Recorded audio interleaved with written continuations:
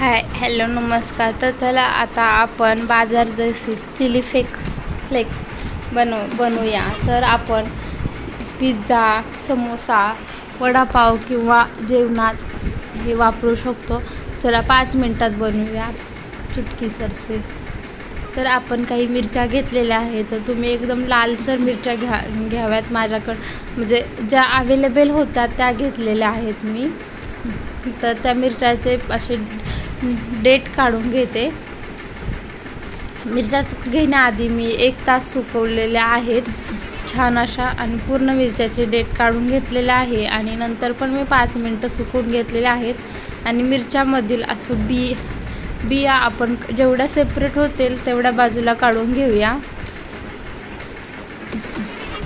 की चिली फ्लेक्समध्ये बिया जशाच्या तशा असतात, मिरच्याची फक्त फूट असते, बाकी बिया जशाच्या तशा आहे. तर आपण अशा प्रकारे सर्व मिरच्यामध्ये मी एका मिरचीचे 2 भाग करून त्यामधील बिया काढून घेऊ. अशा प्रकारे आपण बिया काढून घेतलेल्या आहेत. आणि आपण आता मिक्सरच्या भांड्यात त्या मिरच्या काढणार आहोत. तर मिरच्या अशा प्रकारे काढायच्या, म्हणजे जास्त बारीक नाही, दरदर पिसायचे फक्त 1-1 सेकंदाला एका रेंजवर. तर अशा प्रकारे मी पिसून घेतलेला आहे. तर बघा अशा प्रकारे चिली फ्लेक्स माझं तयार झालेला आहे.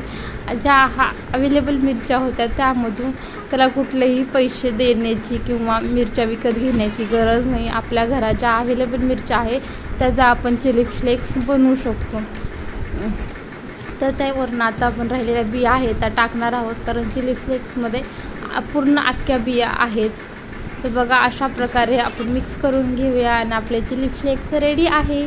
तर आपण आता समोसा किंवा पिझ्झा आणूया आणि घरच्या घरी चिली फ्लेक्स टाकून यम्मी खाऊया. तर मी चिली फ्लेक्स बनवलेला आहे. तुम्ही पण प्रयत्न करा आणि कमेंट करून सांगा कशा प्रकारे बनलेला आहे ते.